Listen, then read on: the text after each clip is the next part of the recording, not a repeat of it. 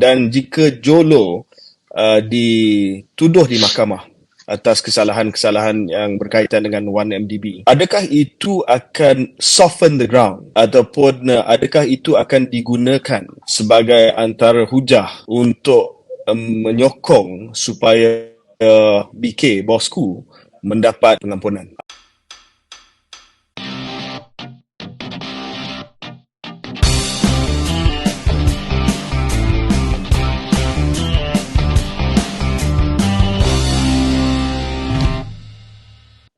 Assalamualaikum dan selamat kembali ke podcast Keluar Sekejap, dan Syaril dan saya masih lagi berada di perantauan ataupun masih berada di virtual platform, mana saya sekarang ini masih berada di Singapura. Syaril? Saya pun berada di Singapura, baru sampai daripada airport. Oh, Ada kerja sikit dalam 2 hari ni. okey. Ya, ya. Ada perancangan untuk kita jumpa? Mungkin tak ada kot. Boleh, mungkin kalau sempat kita cubalah jumpa sebelum KJ Okey, balik ke KL. okey. Ya. So macam-macam komen hangat berkenaan dengan podcast kita yang terakhir, sebab kita tegur sikit PM Max. Yalah, teguran yang bagi saya ada lah, tapi yalah, macam-macam komen yang telah mengundang macam-macam kritikan dan kecaman terhadap podcast kita. So macam mana? Tu biasalah, every episode pun mesti ada headline yang Ya, sensasi dan mereka yang tak nak dengar konteks dan terus ya. mengadili. Tapi kita dah biasa Hmm. kot dengan perkara tu. So kalau ada apa-apa, cara kena explain kat Nik Nazmi lah, ya, bahawa tak ada apa-apa personal, yang saya memberi kritikan yang munasabah, yang rasional, ya. Ada Sebab kritik saya ni nampak Nazmi ke? tak, sebab bukan saya kritik PMX, tapi Hmm. saudara Syaril best friend dengan Nik Nazmi. Saya tengok tadi ada Oh, gambar dalam Instagram bersama dengan Nik Nazmi. Tak tahulah, mungkin pergi open borang dah house. tak tahulah, Tak, mungkin borang dah sampai Borang dah, belum mungkin sampai. belum Borang sampai belum lagi. Okey. sampai walaupun saya pakai Okey. baju biru muda kebetulannya. Ya, Nak buat macam okey. mana menteri apa ni yang menjemput kita pergi open house, kementerian-kementerian yang kebetulan PKR. Kementerian UMNO belum lagi lah yang KJ dapat Ya. jemputan daripada Kementerian UMNO. Of course not. Yeah, it's funny, right? It's funny like Yeah, funny. they yeah. Funny. Well, Anyway, so episod ni ada banyak topik macam biasalah. Kita cuba cover sebanyak mungkin isu-isu semasa. Tetapi Syaril, KJ, saya dapat sikit, sorry, I got some feedback daripada orang yang mendengar dan dia kata okay. seronok dengan keluar sekejap, tetapi boleh tak cuba hadkan 45 minit, yang serius 45 minit, lepas tu yang ujung-ujung tu mungkin yang ringan sikit ataupun yang casual sikit. Itu yang katalah, tapi tak tahu, kita cuba, we tried, but we tend to Yeah. have a lot to say. Ada juga yang kata dia tak puas hati sampai dia kata dia sarankan kita pergi sampai 3 2 jam, jam. macam 2-3 jam macam Joe Rogan, tapi saya rasa agak Okay. keterlaluan. So anyway, kita cuba disiplinkan diri untuk episod kali ni. So Syaril, ramai yang menanti-nantikan MVP, ya, sebab MVP yang pertama telah mendapat sambutan yang pelbagai, tetapi telah menggegarkan satu Malaysia, kalau tak satu dunia, iaitu MB Sanusi kita, Kedah, dan ramai yang bila kita keluarkan podcast yang last, ramai yang kata terlupa ke MVP pada minggu ni. Sebenarnya kita tak lupa, kita nak save untuk episod kali ni. So MVP untuk minggu ni saya serah kepada Syaril lah untuk membuat pengisytiharan MVP nombor 2 untuk Keluar Sekejap. MVP nombor 2 untuk But sekejap. remind people what MVP is lah. MVP most valuable politician, yang mana definisi yang kita ambil longgar sedikit, iaitu bila kita kata most valuable politician ni yang paling mempunyai impact dalam minggu yang kebelakangan. Tak semestinya impact itu adalah maksudnya kita sokong semua benda yang dia buat ataupun kita rasa dia politician terbaik, tetapi yang paling impactful. Dan yang kedua, kali ini kita pilih tadi itu Menteri Besar Kedah, sekarang ini Menteri Besar Johor yang amat berhormat Datuk Wan Hafiz. KJ, mungkin boleh terangkan kenapa kita punya rasional. So kita telah pantau aktiviti ahli-ahli politik selama seminggu, yang lepas untuk mencari MVP yang kedua, dan anugerah ini kita tak bagi senang-senang macam tu. Saya dan Syaril telah berpakat kalau tidak ada politician yang menonjol, sama ada positif ke negatif, kita tak akan bagi MVP. Kita tak Ya, akan bagi ya. MVP semata-mata sebab nak bagi MVP. Tapi kali ini saya dan Syaril tersangat kagum dengan apa yang telah dibuat oleh Dato' On Hafiz Ghazi, Menteri Besar Johor, di mana secara serius dia telah menunjukkan kepimpinan yang begitu hands-on, ya. Dan kita selalu bincang dalam arena politik, sama ada politician ataupun menteri ataupun menteri besar, pemimpin lah, ya, perlu micromanage ataupun dia perlu delegate, dia perlu turunkan kuasa kepada orang lain. Sebab kalau dia micromanage, mungkin organisasi itu tidak akan jadi efisien. Sebab kalau bos nak buat setiap benda sampai ke peringkat detail, kerja tak akan jalan. Dan seorang pemimpin yang hebat adalah pemimpin yang pandai untuk menurunkan kuasa ataupun delegate.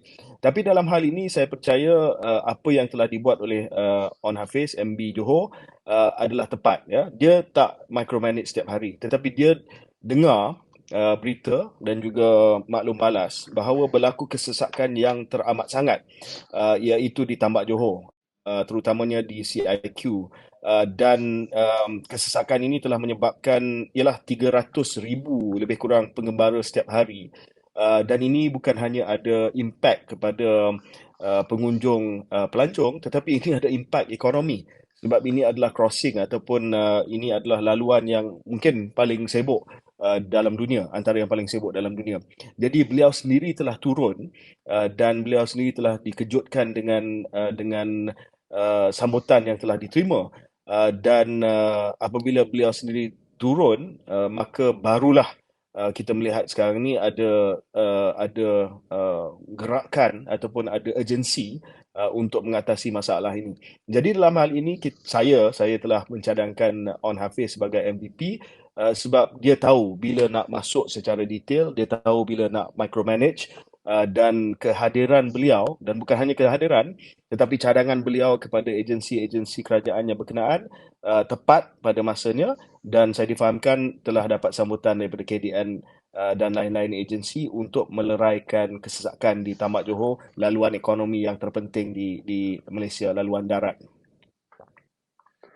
Cuma tambahan sikit daripada saya, KJ.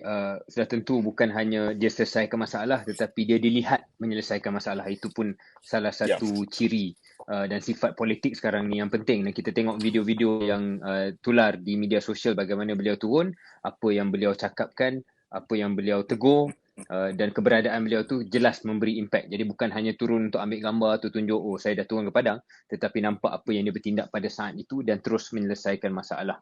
Jadi memang sesuai MVP nombor 2. Keluar sekejap. Kita cerita sikit lah tentang On ni sebelum kita tutup tajuk ini. Untuk makluman pendengar, On ini sebenarnya adalah rakan seberjuangan saya dengan Syaril. Beliau membesar dalam politik di dalam Pemuda UMNO Malaysia, Exco Pemuda UMNO Malaysia. Sama batch dengan Syaril kan? Yes. Semasa saya jadi Ketua Pemuda UMNO Malaysia. Dan daripada dulu lagi saya dapati bahawa beliau adalah seorang pemimpin muda yang steady, yang rasional. Dia tak perlu menjerit isu. Dia quiet worker and a steady worker. Dan walaupun naik sebagai Menteri Besar dalam keadaan yang agak mengejut selepas PRN Negeri Johor, saya melihat bahawa beliau telah melaksanakan tugas walaupun tidak secara lantang ataupun secara shouting about his job, but I think he's done a really decent job. And ini politik sikit lah, dan dia juga ada prinsip sebab dia antara pemimpin UMNO seperti Syaril dan saya yang telah minta supaya ada accountability selepas UMNO telah kalah pilihan raya yang lepas. Tetapi dia yang pertama sebenarnya yang menyuarakan. Dia yang pertama. Saya yang kedua saya rasa, tapi dia yang pertama. Jadi for what it's worth, credit for his bravery. And so keluar sekejap, kita bangga nak umumkan Dato' On Hafiz bin Ghazi, Menteri Besar Johor, sebagai MVP untuk minggu ini. Kita akan kembali selepas break ini.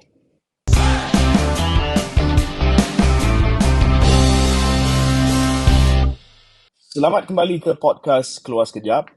Hari ini kita akan mula dengan isu ekonomi, iaitu pengumuman daripada Yang Amat Berhormat Datuk Seri Anwar Ibrahim, Perdana Menteri, merangkap Menteri Kewangan di pelancaran bangunan baru KWSP, bahawa harapan beliau 70% daripada pelaburan KWSP ataupun EPF selepas ini akan dibuat di dalam negara ataupun dalam aset tempatan dan bukannya aset luar negara.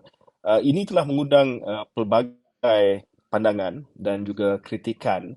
Pada satu sudut, idea Yang Amat Berhormat Perdana Menteri adalah idea yang bagus, idea yang murni kerana ia dapat memastikan bahawa aliran wang itu tidak keluar dan kekal di dalam negara kita, dan pelaburan daripada KWSP itu dapat digunakan untuk membangunkan urus niaga dan juga perniagaan-perniagaan tempatan.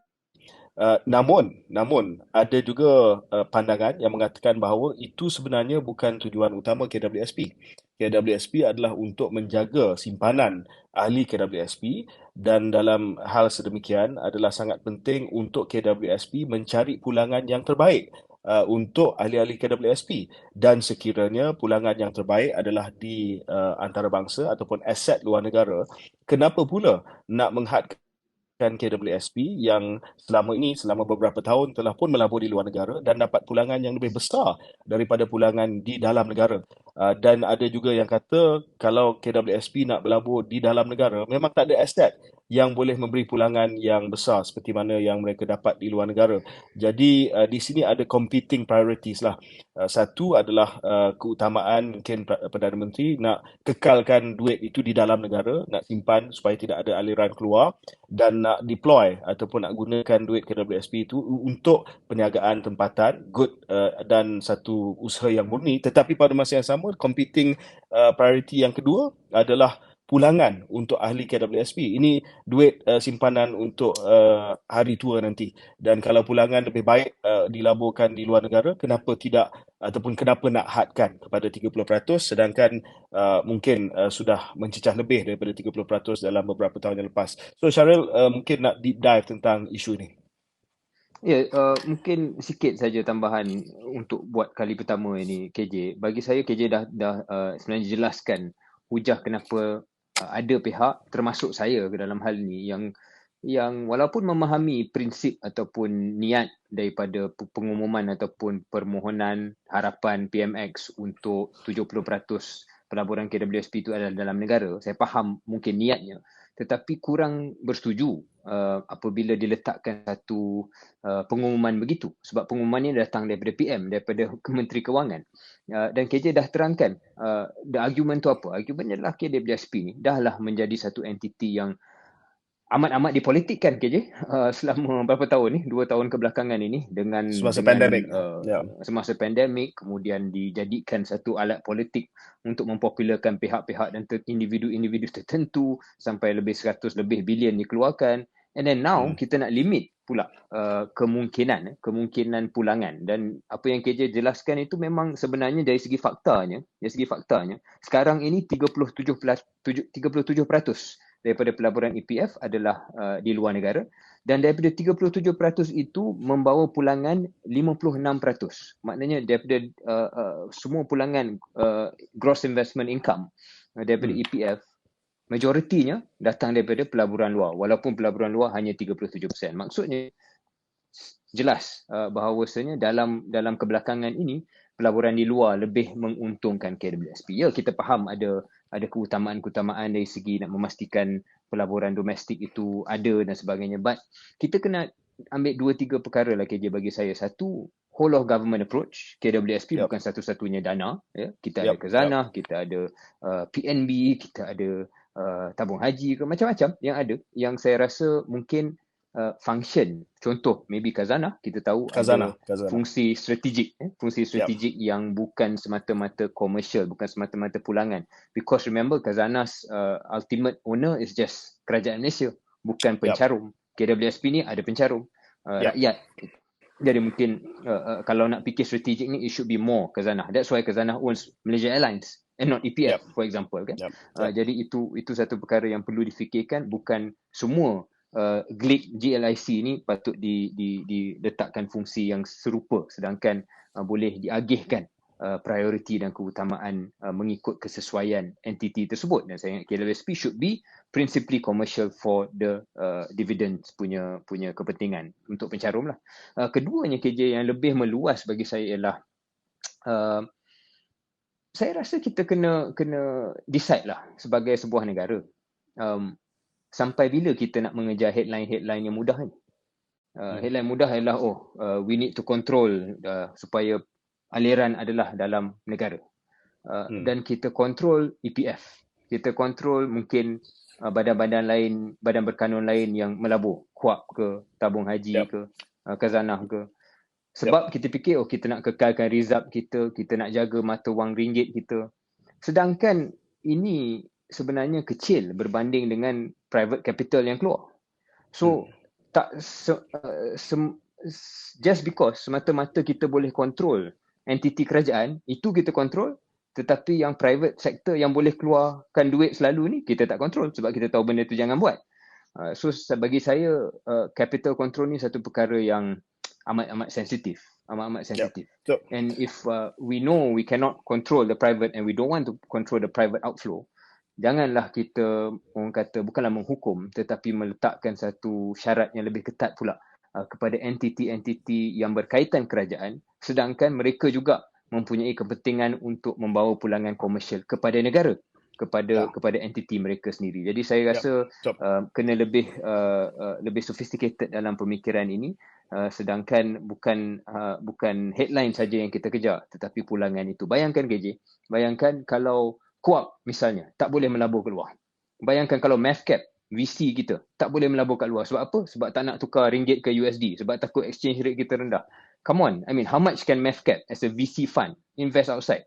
How much is that compared to the outflow of ringgit kalau you risau tentang outflow of ringgit? It's a drop in the ocean compared to the everyday private portfolio funds outflow and all the rest of it. Jadi saya rasa ini dari segi tanpa terlalu teknikal, kerajaan dan saya harap MOF lebih adil lah kepada entiti-entiti berkaitan kerajaan ini, memberi mereka kebebasan untuk mencapai mandat asal mereka. Mandat asal itu yang paling penting, not the headlines about keeping our ringgit lah, keeping inflows dan sebagainya. I mean reducing outflows dan sebagainya. So saya setuju dengan Syaril. I think dalam isu ni kita sependapat. Cuma saya nak sebut bahawa mungkin saya nak memberi pandangan yang agak charitable kepada PM. I don't think it came from a bad place. Saya berpandangan bahawa I think the motivation di sebalik pengumuman Perdana Menteri itu adalah exactly that. Mungkin dia nak pastikan bahawa ada cukup modal ataupun pelaburan di dalam negara, dia tak nak benda itu keluar. Ada implikasi kepada aliran tunai ataupun aliran dana yang keluar dan juga implikasi kepada dana yang boleh digunakan untuk pelaburan tempatan. Tetapi sorry to be a bit more critical again. Sampai kita kena selesaikan masalah asas. If you worried about there's not enough investment inside the country, that means there's something asas tentang negara kita. Sure. But I'm not saying it came from a bad place. I'm saying that yes, it was a misplaced target ataupun the instrument dia tak tepat. Tetapi dia tak datang daripada niat yang buruk lah. So I think yes, misplaced priority, yes, wrong instrument, yes, wrong platform. But I get what he's trying to say.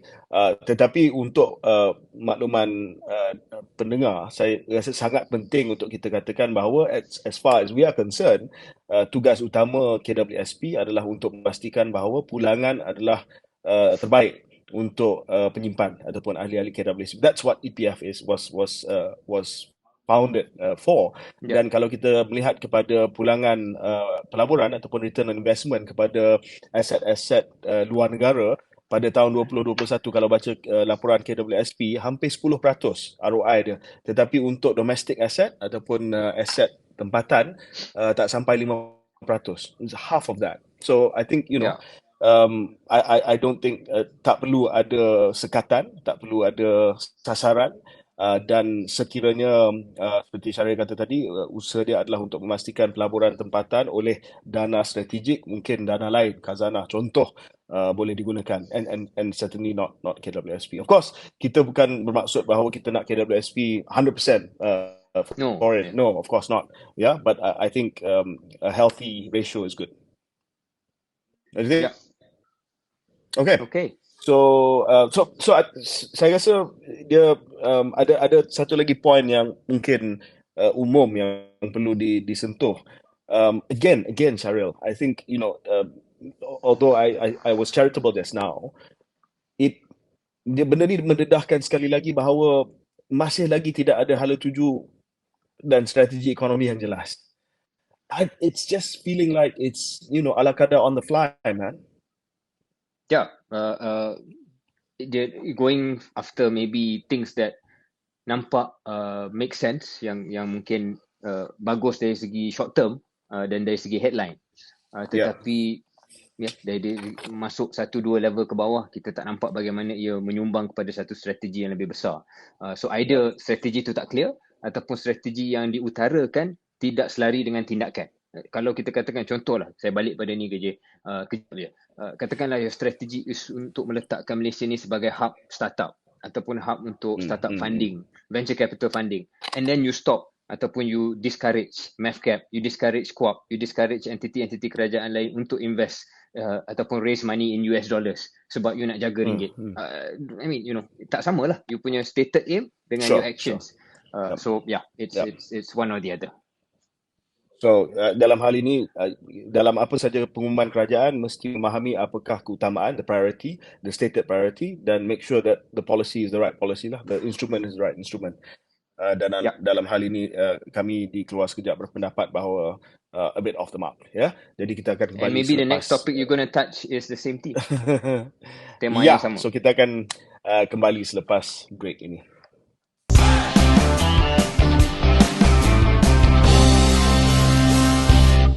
Kembali kita ke episod Keluar Sekejap bersama saya Syaril Hamdan dan saya KJ.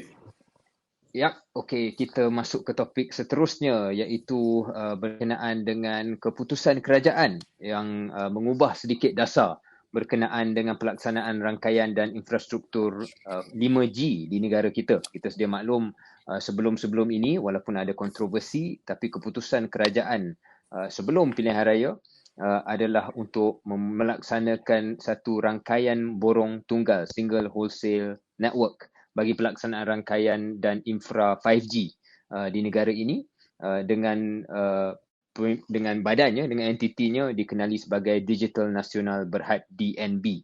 Jadi DNB ini entiti yang diwujudkan untuk memiliki dan juga melaksanakan rangkaian borong tunggal single wholesale network itu. Ada beberapa perkembangan daripada mula DNB ini wujud sampailah ke sebelum ini, termasuklah membuka tawaran pemilikan equity sehingga 70% kepada syarikat-syarikat telco. Maknanya DNB ini mula-mulanya kerajaan MOF punya, tetapi kemudian dibuka tawaran 70% kepada telco-telco supaya bukan menjadi entiti kerajaan 100% tetapi juga mendapat pembabitan telco. Tetapi kontroversi itu masih berterusan, polemik itu masih berterusan, dan akhirnya minggu ini telah diputuskan dan diumumkan bahawasanya kerajaan bertukar dasar. Tukar dasar daripada single wholesale network, rangkaian borong tunggal, kepada rangkaian dui borong. Kalau betul saya sebut rangkaian dui borong, maknanya dual wholesale network. Maknanya ada dua rangkaian. Kalau sebelum ni dui rangkaian borong. Dui rangkaian borong.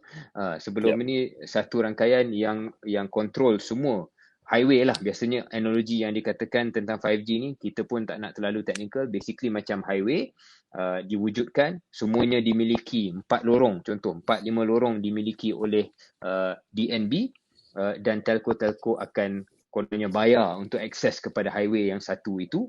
Sekarang ini akan ada dua highway dan dual wholesale network. Belum lagi diberi sebarang perincian bagaimana network kedua tu, rangkaian kedua tu siapa punya, siapa yang akan memiliki, dan adakah telco akan juga memiliki kedua-dua rangkaian apakah pecahan pemilikan itu. Semua ini membawa kepada implikasi, tapi sebelum saya terlalu panjang dalam hal ini, saya serah balik pada KJ. Cuma yang untuk permulaan perbincangan ini adalah pertukaran dasar yang bagi saya amat besar dan amat signifikan, dan mengundang pelbagai persoalan. Mungkin saya bagi hint sikit saya punya pendirian.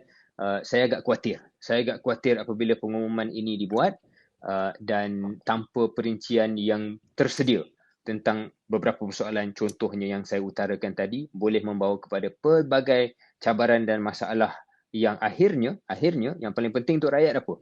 Kos kepada akses 5G itu, that's the cost, dan juga kepada betapa cepat dan betapa laju roll out roll out 5G bukan hanya pada kawasan bandar tetapi pada seluruh pelosok tanah air. KJ, pandangan? Okey, saya kena mengisytiharkan kepentingan sebab saya ahli You ada Jemaah share dalam Menteri. DND? Bukan. Saya ahli Jemaah Menteri di dalam kabinet yang telah putuskan untuk kita melaksanakan DNB dan juga Single Wholesale Network di bawah kerajaan yang lepas. Dan bukan saja saya ahli Jemaah Menteri yang terikat kepada konsensus, saya sendiri setuju. Personally saya setuju, dan dalam mesyuarat Jemaah Menteri tersebut saya telah menyokong supaya roll out ataupun pelaksanaan 5G di Malaysia dilaksanakan melalui single wholesale network ataupun jaringan rangkaian Borong tunggal. borong tunggal. Dan saya berpendapat SWN, Single Wholesale Network, adalah model yang terbaik, walaupun ya saya tahulah hujah di mana negara-negara lain tidak melaksanakan Single Wholesale Network dan sebagainya, sebab pengalaman kita di Malaysia di mana kita melihat bagaimana pengguna mobile di Malaysia membayar kadar yang antara yang tertinggi di Asia Tenggara, kecuali Singapura, mempunyai kualiti yang sangat-sangat rendah. Dan pada masa yang sama, harga yang tinggi yang dibayar oleh pengguna dan margin yang tinggi ini telah menyebabkan dividen yang sangat besar untuk MNO ataupun Mobile Network Operator telco di Malaysia, yang agak luar biasa berbanding dengan negara-negara lain di Asia Tenggara. Jadi itu pengalaman kita selama ni, pengalaman 4G kita dan sebagainya.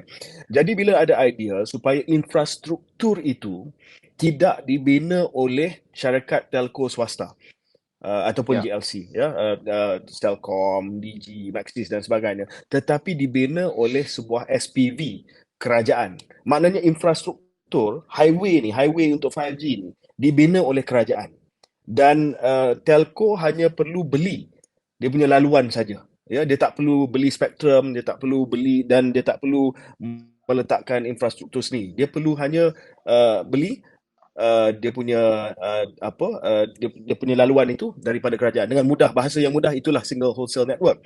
Dan apa dia punya kelebihan? Kelebihan ini pelaksanaan yang lebih cepat, sebab kita tak perlu tunggu untuk commercial decision ataupun kepentingan komersial sebelum sebuah syarikat itu kata okey saya nak melabur. Kerajaan akan buat melalui DNB, dan akhirnya kita akan dapat kos yang lebih rendah sebab kita ada economies of scale. Satu entity buat semua, kos akan menurun. Itu dalam ekonomi kita panggil economies of scale. Jadi dijanjikan bahawa dia akan turun sehingga 13 sen per GB, per gigabyte, berbanding dengan kalau dibuat oleh swasta, ada dual wholesale network dan sebagainya, mungkin lebih daripada 20 sen, dan ada pelaksanaan 4G dulu sampai 50 sen per GB.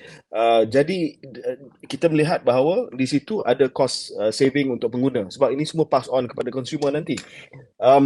Dan syarikat telco dia tak perlu nak beli spektrum itu daripada MCMC. Maknanya kalau dia beli spektrum itu daripada MCMC, sudah pasti dia akan pass cost itu kepada pengguna. So bagi saya, MNO selepas ini dalam 5G, dia hanya perlu fokus kepada perkhidmatan dan juga produk. Dia tak perlu risau tentang infrastruktur. Dia betul-betul kalau dia nak dapat pelanggan ataupun dia nak kekalkan pelanggan, dia fokus kepada service level dia, dan dia fokus kepada produk yang dia nak roll out untuk 5G. Jadi bagi saya it was very convincing, satu model yang sangat-sangat munasabah dan rasional. Dan untuk pengalaman Malaysia di mana kita telah mengadakan pengalaman di mana kos tinggi, kualiti rendah selama ni oleh telco, it makes sense. Dan bila kita cakap soal DNB, ada juga yang kata, oh, DNB is the next 1MDB. I mean, it's just crazy.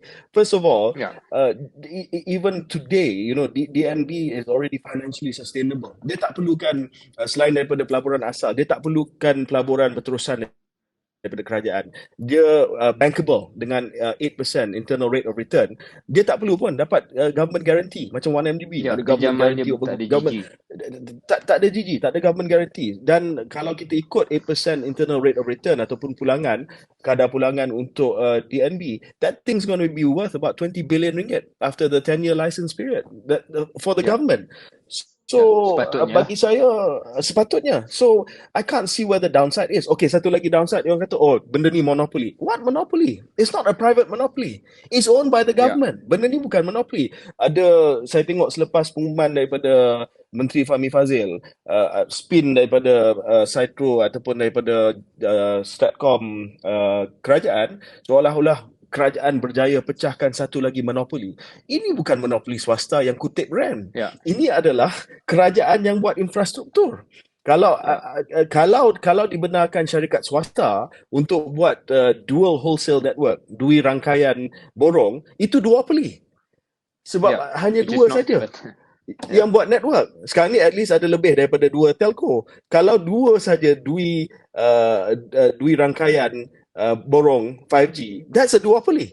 But this is not a ya, duopoly because government dia tak ambil rent dan dia jual kepada telco dengan kadar yang lebih murah. Dan kalau nak dikatakan bahawa government inefficient, saya cek dalam 18 bulan DNB telah berjaya untuk meletakkan infrastruktur 5G ke 50% daripada kawasan sasaran. I know I'm sounding like a DNB apologist, but I've seen the numbers. Dan saya ya, menteri yang dalam jemaah menteri yang telah setuju dengan single wholesale network. Jadi bagi saya keputusan ini tidak membatalkan single wholesale network, ya. To be fair to the government, single wholesale network masih lagi kekal sehingga akhir 80%. tahun ini, di mana 80% daripada kawasan yang ada penduduk dapat liputan 5G. Selepas itu barulah dia buka kepada satu lagi rangkaian borong. But to me, it doesn't make sense. Sebab keputusan ini neither here nor there. Kalau dah sampai 80%, siapa nak buat network lagi satu? Sebab nak buat network lagi satu akan menelan perbelanjaan yang besar. Telco mana yang nak belanjakan, sedangkan DNB dah Kecuali buat KJ, 80%. kecuali mereka tidak mahu menggunakan DNB. Dan ini yang kita risau. Maknanya Okay. dia hanya Sure. akan that's what we're worried Then, about kan. Dia yeah. sekarang ni telco dah boleh, ni mungkin saya bukan kata telco akan buat, Yeah. tetapi kalau dah boleh memiliki rangkaian kedua, dia akan pakai rangkaian kedua seperti mana That's 4G why sekarang. Dia Cellcom and Pull out. Digi pulled out. But Yeah. the point to this is competition. Kalau ada telco, contoh YTL ataupun telco lain yang kekal dengan DNB, they're going to get it at a cheaper price. Correct. So if they can deliver Sure. at a cheaper price, then they will definitely undercut. Dia akan jual dengan kadar yang lebih murah daripada syarikat telco yang nak buat sendiri. That's the logic to me lah. Ya, tapi adakah pricing daripada DNB kepada yang dah pull out itu boleh discriminate? Ini pun satu lagi masalah policy. Nanti kan orang kata, oh, how come you jual pada YTL harga yang rendah, you jual pada yang lain pada harga yang tinggi, sedangkan yang lain itu sebab mereka keluar tak menandatangani bersama dengan DNB dan mereka mungkin pilih untuk rangkaian kedua. Jadi ini yang saya risau KJ, balik pada KJ punya perumpamaan ataupun penceritaan tentang telco dan sejarah mereka dalam 4G yang mungkin tidak sempurna ini, ialah dia boleh piggyback on DNB yang dah buat 80%. Dan dia piggyback pada DNB pada kawasan-kawasan yang tak menguntungkan, kawasan-kawasan pedalaman, kawasan-kawasan kampung, and then dan di kawasan urban dia buat sendiri dan dia jual pada kadar yang lebih tinggi. Yeah, okay. Correct. That's possible. That's possible. That's what we're trying to avoid kan. That's why you guys supported SWN to begin with. Sebab tu kita nak tahu daripada menteri apa syarat yang akan dikeluarkan untuk the second network. Sama ada dia ada syarat-syarat tertentu dari segi pricing, dari segi kawasan-kawasan liputan dan sebagainya. Itu masih lagi tidak menentu. Tapi Ya, bagi saya, pembutiran tu tak ada. keputusan ini seolah-olah nak memuaskan hati sebab sebelum ini Pakatan Harapan bantah SWN. So seolah-olah sebab DNB it's too late to do anything, sudah terlewat 50% Oh. was dalam 18 bulan. Saya rasa dah lebih daripada 50%. Tetapi so you cannot roll back DNB because it's too late. Pada masa yang sama tak nak nampak, tak nak lose face lah sebab selama ni membantah SWN. Dan mendengar lobby daripada telco-telco tertentu, so dia throw a bone, kata okay lah, after 80% boleh adakan satu lagi tanpa perincian, tanpa perincian. So I think overall That's the it's problem. just, bagi saya ada baca satu artikel, kick the can down the road. Kita tangguhkan keputusan yang sukar, kita bagi DNB dulu, lepas tu kita bagi syarat kepada telco yang lain. Bukan mungkin akan ada satu lagi wholesale network. But the details later. Just a bit more KJ. Dan benda ni pun akan bagi efek saya rasa pada DNB dan financing mereka. Sebab Financial viability. Correct. IRR will change. Banks yang bagi pinjaman kepada DNB tanpa government guarantee itu akan tanya, macam mana you punya return ni? Kalau sebelum ni dah clear, you punya demand forecast tu macam mana kan? Sekarang ni nak forecast demand pun kita tak tahu. Sebab where will telco get from, which network will they pilih kan? Benda tu tak clear. Tak clear. Dan so keputusan kerajaan ni, itu poin yang saya nak bangkitkan juga, mungkin akan menjejaskan status ataupun masa depan kewangan DNB.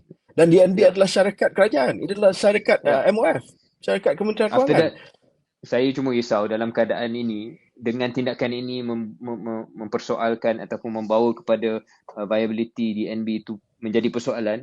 Besok kalau ada masalah, dia akan kata, this is why. The politics here, you can read where this could go. And at least di keluar sekejap kita nak register early on. Pada pandangan kita, DNB was fine as a model, controversial and you had to defend it. Tapi ada argument. But with this action, it calls into question, maybe not the viability, but the kind of resilience yang kita expect from DNB sebelum ini. Dan satu lagi last KJ cakap tentang spectrum. Kalau saya betul baca, I don't know if I'm correct on this KJ. Kalau single wholesale network rangkaian borong tunggal ini yang dapat semua ni macam 4 lane highway lah, 400 MHz, right? If that's what I remember correct. Sekarang ni bila split spektrum itu, maknanya daripada highway 4 lane, dia jadi 2 highway, 2 lane. Kan? Yes. 2 lane. Correct. So, 2 lane ni tak sama dengan satu highway 4 lane. Dia tak optimal. Sebab, I don't know how to explain, and people understand lah kan. Tak laju lah. Tak laju. Bukannya kalau, ni highway 2 lane ni dah jam, aku nak pindah highway lagi satu. Mana boleh? You already on that highway. You already on highway A. You cannot move to highway B. In fact, that's how 5G in enterprise usage pun. You can only connect kepada satu base station saja, bukan you boleh pindah-pindah base station. So when you reduce the I guess the spectrum and the capacity, it's limited by the capacity, and now you split the capacity kepada 2. It's not 1 + 1 doesn't equal 2. It equals 1.5. So kesimpulannya, this decision to me not a good one. Agree. Even though I'm less upset with FF than maybe you are. I'm going to see him soon. No. The point is here, again, coming back to apa yang kita sebutkan tadi. Keputusan itu dibuat untuk apa? Macam case EPF tadi lah, KWSP tadi. Pengumuman itu dibuat untuk tujuan apa? Kan? Tujuannya sepatutnya adalah pulangan untuk KWSP.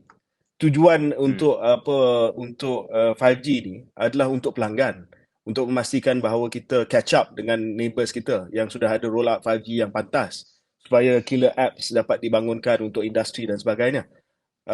So what is it for? Is it for adakah ini untuk pengguna dan ekonomi kita, untuk membawa kepada satu lonjakan digital, ataupun adakah kita nak main game untuk telco? That's it, but this decision, keputusan ini neither here nor there. So kalau bukan game untuk telco, perception game. Sebab perception game. Sebab bantai DNB selama ni you nak follow through. So again, apa yang kita cakap 20 minit tadi, what's the strategy, and is your action sebenarnya mencerminkan strategi yang dikatakan itu. Dan Ya. dalam seminggu dua ni ada beberapa perkara yang buat kita ragu sikit lah. Yeah. Okay. So, I suppose, berita yang agak lebih baik daripada keputusan 5G dan juga pengumuman berkenaan dengan KWSP oleh Perdana Menteri adalah berita yang agak mengejutkan, di mana saya difahamkan ada perbincangan untuk membawa pulang seorang sosok utama dalam skandal 1MDB, tidak lain tidak bukan Jolo. Dan perkara ini telah pun didedahkan oleh penulis buku Billion Dollar Whale, yang mengatakan bahawa sudah ada perbincangan di kalangan pegawai kanan Malaysia dan juga kerajaan China, di mana Jolo dipercayai sedang bermastautin untuk menghantar pulang Jolo. Dan saya difahamkan ini juga ada kaitan dengan pergolakan dalaman politik di negara China, di mana sebahagian ataupun seorang dua individu ataupun pegawai kanan di negara China yang dahulu rapat dengan Jolo, sebagai contoh Sun Lijun, ex-Vice Minister of Public Security di China, yang diistilahkan sebagai Jolo's kind of protector, telah pun mengaku salah terhadap rasuah sebanyak 646 juta yuan. Mungkin ini tidak ada kaitan dengan Jolo, tapi oleh kerana orang yang rapat dengan Jolo adalah mangsa ataupun adalah orang yang telah pun didapati salah, dan ada yang kata Jolo telah hilang dia punya protector, dia punya pelindung di China, dan sekarang ni dia dah jadi fair game untuk China menghantar dia pulang. Syaril, adakah patut dan wajar Jolo dihantar pulang ke Malaysia? Oh, absolutely, 100%. Ya. Dia memang dalang ataupun memang antara lah, memang nama macam buku tu kata kan, dia paus kepada kes ini. Dan memang patut dibawa balik selagi mana boleh untuk menghadapi proses perundangan yang sewajarnya. I mean there's no two ways about it. Yeah. So, you know me, I sometimes saya agak nakal lah, dan saya Sometimes saya kadang-kadang saya agak nakal, dan saya nak lontarkan idea ataupun spekulasi yang menjadi bahan perbincangan. Jika Jolo dapat dipulangkan ke Malaysia, dan jika Jolo dituduh di mahkamah atas kesalahan-kesalahan yang berkaitan dengan 1MDB, adakah itu akan soften the ground, ataupun adakah itu akan digunakan sebagai antara hujah untuk menyokong supaya BK, bosku, mendapat pengampunan? Sebab kalau kita tolak ke tepi SRC lah. Ada dua kes besar, SRC, 1MDB, ya. Sekarang ni bosku dia telah pun didapati salah untuk SRC. 1MDB masih lagi berlangsung. Tapi dia berkait lah, walaupun bukan kes yang sama, tapi dia berkait. Untuk 1MDB, selama ini hujah daripada pihak peguam bosku dan juga bosku adalah bahawa beliau telah pun ditipu. He was duped lah by Jolo, dan sebenarnya dia tak tahu apa yang telah pun berlaku. Dan adakah bila Jolo dipulangkan, itu akan memberikan satu isyarat bahawa kita boleh pertimbangkan pengampunan Datuk Seri Najib Razak? Tough question. What do you think? Yeah, nice. Thanks. Bagi saya dua part. Part pertama ialah on one level, can I say very humbly, gently, it doesn't matter and I don't care.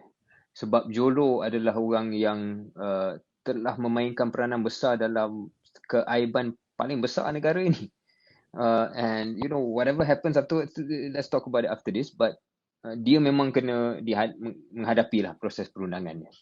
Because clearly at least Yalah, tak boleh mendahului keputusan mahkamah kan, tapi semua fakta yang kita dah baca, buku yang kita dah baca membawa kepada satu ketetapan ataupun kepastian, hampir kepastian lah, that he's involved and more than involved. Itu satu. The second part is KJ, saya fikir hujah daripada kelompok yang peguam bosku dan bosku dan sebagainya, mereka akan menggunakan apa sahaja keadaan untuk melontarkan hujah yang boleh membantu kes mereka ataupun membantu posisi mereka dan kemahuan mereka. Saya dah tengok dalam kita dah tengok lama sebenarnya KJ dalam grup WhatsApp yang mungkin ada penyokong-penyokong tegar Datuk Seri Najib, yang apabila kita baca satu berita yang bila kita baca berita tu kita anggap benda ni menunjukkan okay 1MDB ni betul-betul ada problem, dan satu lagi bukti, satu lagi proof yang 1MDB is real, ada kecurian yang berlaku, ada jenayah yang berlaku, dan kita baca begitu.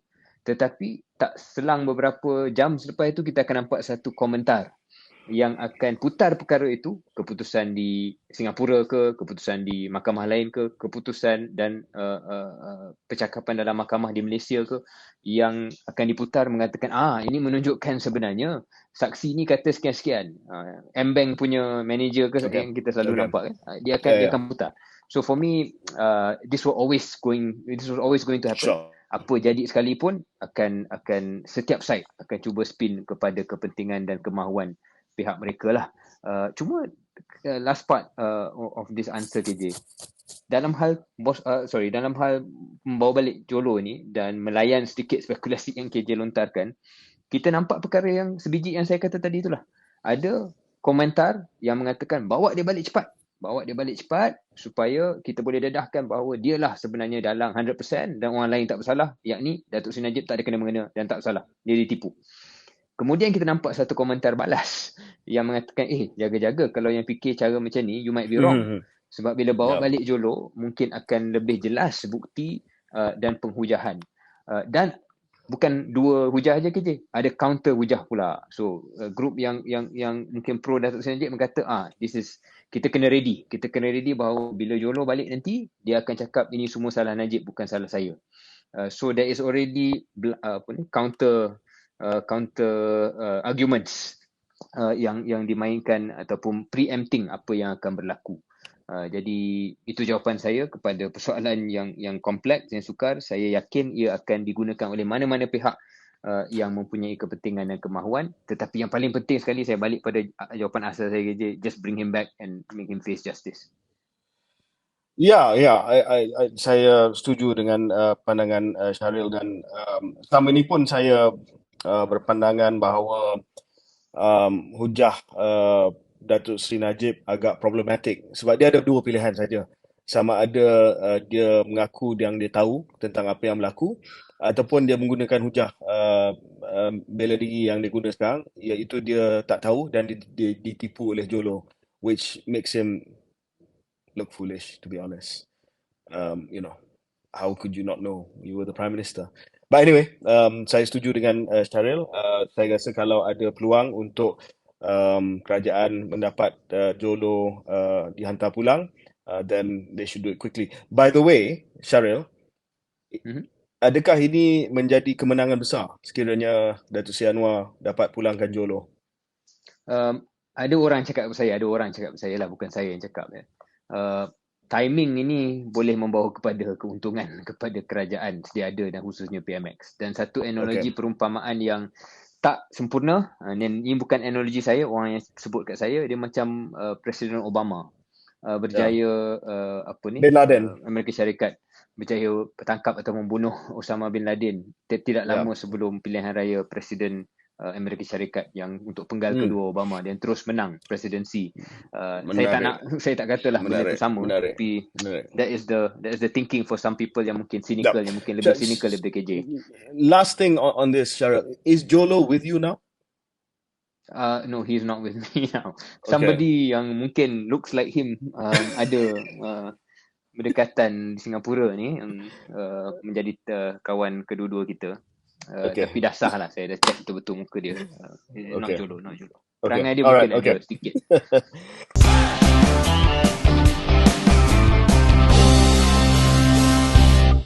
So kita telah janji episod kali ni agak tight, agak ringkas dan padat, dan kita dah selesai bincang semua. Cuma ada beberapa Q&A. Maybe Syaril nak ambil satu, saya nak ambil satu untuk kita, Ya, seperti mana saranan kita, relax-relax sikit kat ujung-ujung episod ni. yes. Okey, saya ambil satu soalan dulu daripada Nami Razak. Is it true politician actually all friends and not enemies as portrayed? Adakah kita semua sebenarnya member lah, ahli-ahli politik ni dah bukannya bergaduh seperti mana nampak dalam media. Yes and no, pandangan saya KJ, yes and no. Ada kes-kes tertentu yang mana kita mungkin tak sependapat di umum ataupun di awam, di public, dan sebenar-benarnya private pun kita tak get along. Ada kes macam tu. Tetapi ada juga banyak kes di mana mungkin kita kritik satu sama lain di peringkat media, tetapi privately kita banyak lagi boleh bincang dan boleh duduk semeja dan sebenarnya bersependapat dalam beberapa perkara. Dan yang paling power sekali KJ adalah apabila kita gaduh di media sosial atau di media, kemudian bila kita jumpa privately, kita sendiri tahu sebenarnya this was part of our role especially dalam politik kepartian lah, yang mana kita mungkin sebenarnya tak adalah menyanggah sangat, tapi bukanlah terpaksa main peranan tersebut. Jadi that's my answer KJ. Okay. Same with you? So in terms of is it true politicians actually all friends or not? Ada yang kita jadi kawan walaupun dia berada di pihak lawan dari segi politik, tapi ada yang juga tak adalah saya kata musuh. I don't particularly say anyone's a mortal enemy. Tetapi ada yang kita tapi kita tak kawan lah. Kita just we're not friends. We just sebab mungkin keserasian tu tak ada. That's all. So dengan mudah kata boleh jadi kawan walaupun di pihak lawan politik, ataupun walaupun dalam parti yang sama, tak semestinya best friend juga. Saya ada ramai orang UMNO yang tak, saya mungkin tak istilahkan sebagai kawan. Sekarang orang UMNO pun KJ, pemimpin-pemimpin UMNO pun ramai yang lebih gemar untuk bersama dengan orang PH daripada bersama dengan orang-orang UMNO. KS. Okay. Ezat Amir, berapakah ketinggian minimum untuk jadi seorang Perdana Menteri? I think we skip that one. Okay. N. Muhammad Reza, apakah tugas paling mencabar bagi KS sepanjang kerjaya politik? I go first, Syaril. Saya rasa dua benda besar yang telah pun saya laksanakan sebagai menteri. Satu, penganjuran sukansi, dan tapi yang itu saya rasa walaupun penting sebab ada implikasi yang besar terhadap kebahagiaan negara, pencapaian sukan, bangunan belia dan sebagainya. Tetapi yang kedua, nationwide, yang tugas nationwide yang diberikan kepada saya adalah pelaksanaan imunisasi COVID-19, and saya rasa itu sangat-sangat mencabar. I'm writing a book about it right now, so mungkin satu hari nanti anda boleh membaca insider view apa yang telah berlaku semasa program imunisasi COVID-19. Syaril? Bila KJ bagi jawapan macam tu, saya punya jawapan macam kecil sangatlah berbandingan apa yang KJ laksanakan dan pencapaian KJ dalam kerajaan. Saya tak pernah duduk dalam kedudukan KJ, tapi untuk menjawab soalan tugasan paling mencabar, saya fikir mungkin dua jawatan politik saya yang mutakhir, yang last ni, iaitu selaku Naib Ketua Pemuda UMNO Malaysia dan juga selaku Ketua Penerangan. Sebelum saya letak jawatan selaku Ketua Penerangan dan sebelum saya dinyahkan lah daripada kepimpinan parti ataupun sebagai ahli parti yang ada hak ahli bila digantung. Kenapa saya sebut begitu? Kerana saya menjawat dua-dua jawatan itu macam dalam pemuda. Ketua Pemuda saya adalah seorang yang amat-amat konservatif dan right wing dari segi ideologi dia. Dululah, sekarang ni saya tak pasti. Dia dah menjadi setiausaha Sekretariat Kerajaan Perpaduan, jadi mungkin lain pula nada je, saya tak tahu.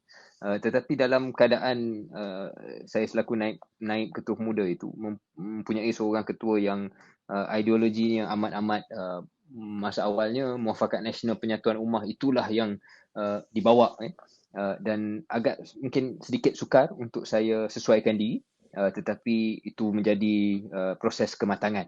Uh, Kemudian lainlah yang jadi politik dalaman UMNO dan Pemuda tu tak perlulah saya kongsi, dan I don't want to be petty or personal about it, but that was a tough position sebagai naib selama 5 tahun.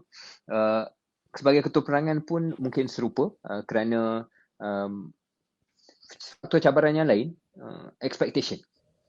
Expectation untuk naratif tertentu yang bukan menjadi naratif rasmi parti dalam ingatan saya, tetapi naratif tertentu yang menjadi kemahuan beberapa pemimpin. Contohnya KJ, it was not party position dalam UMNO yang saya ingat untuk mengatakan bahawa menteri-menteri UMNO ni tak baik. Tetapi ada tekanan secara indirect, secara sindiran, secara cara-cara yang kita tahulah UMNO buat kan, untuk menunjukkan bahawa untuk jadi betul-betul insider dalam PWTC itu, you kena main sentimen, seperti dimainkan oleh Puan Zakashi, oleh Syam Jalil, dengan statement mereka, dan itu yang dikongsi, itu yang diraikan. Statement macam mana? Kita bantai menteri dalam UMNO. Kita cuba mula katakan bahawa mereka adalah pengkhianat dan pro PN, pro Muhyiddin. Kita katakan bahawa ada kluster menteri, membayangkan bahawa kluster menteri ni jahatlah, dan bukannya UMNO yang sejati.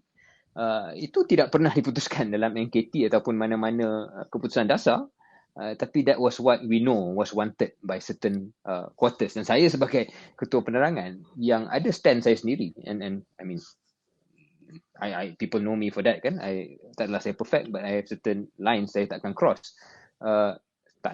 Saya akan kritik, dan the furthest I went KJ, kalau saya rasa benda tak betul, was maybe I touched, dan saya kritik Tan Sri Anwar Musa bila ada beberapa statement yang saya rasa melanggar ataupun cross the line. But other than that, takkan tak pasal-pasal saya nak pergi kritik Datuk Isham, takkan tak pasal-pasal saya nak pergi kritik KJ, takkan tak pasal-pasal saya nak kritik Datuk Mail, even sebelum saya kerja dengan Datuk Mail. Jadi itu semua adalah contoh, tanpa saya terlalu mendalam, cabaran-cabaran yang susah nak dizahirkan dengan bukti yang kukuh. Tetapi saya ingat yang faham politik tu akan tahu apa yang saya maksudkan lah. Tersepit itu ada. Dan akhirnya kita keluar sekejap. Okay. Syaril, I think you should work on concision, or being succinct. Jawapan yang padat. Soalan dia, apakah benda yang paling mencabar? Dan Syaril telah menyampaikan satu ceramah yang agak panjang, dan jawapan dia saya boleh ringkaskan kepada satu ayat saja. Cabaran yang paling besar saudara Syaril dalam politik adalah untuk mempertahankan Zahid Hamidi. That was the most difficult thing. That was what you were saying in 5 minutes or whatever monologue that you were. Kita kan pemimpin Melayu, ada dia punya seni kan, seni dia. Okay, that's it. Again, maybe another last one, I guess. Okay, quickly. Okay. SH, how you can finally be a friend to your boss, KJ? I don't know. Are we friends? Do you consider me a friend? Or you just putting a show on podcast and I'm just joking around. Let me explain. Bagi saya, you're gonna accuse me of not being succinct again. Saya ada saat-saat tertentu dalam kerjaya politik saya dalam 5-6 tahun kebelakangan ni, yang mana ada peluang untuk saya menjauhkan diri daripada KJ, untuk mengatakan because KJ is not as popular dalam UMNO as before, dan Syaril, kalau you nak chart your path, you have to be separate from KJ. Tapi saya bukan jenis I'm popular in UMNO. Kalau ada pertandingan naik presiden hari itu, saya dah menang lah. Everyone knows this. Okay. Anyway, tapi bagi saya, life is not like that. You don't dump your friends, you don't leave your friends just because it's opportune dalam saat-saat tertentu. KJ pun tahu, saya dengan KJ sebenarnya sejarah kita a bit complicated. Ada masa-masa tertentu kita tak bersetuju. Ada masa yang KJ tak cakap dengan saya 3, 4, 5, 6 bulan. Ada masa kita gaduh, yang orang tak tahu. Tetapi the friendship is, I guess, because kita dah melalui cabaran-cabaran tertentu sebagai dua individu yang mempunyai latar belakang yang sedikit berbeza, tetapi mempunyai worldview dan pandangan tentang politik yang serupa. Jadi the friendship comes from that lah. But of course, saya sentiasa menghormati sebagai seorang yang lebih senior dan sebagai seorang yang telah mencapai lebih daripada saya. And I guess I hope that this friendship lasts. Can you return the favor and be nice to me now? Yeah. Well, I agree. Sebab saya ringkas dan padat, saya setuju. Dan Syaril adalah sahabat saya. Terima kasih. Okay. 1 hour. All right. 1 hour, 1 minute Okay. so far. Yeah. All right. Next episode, keluar sekejap. We'll be back together on the sofa. Take care.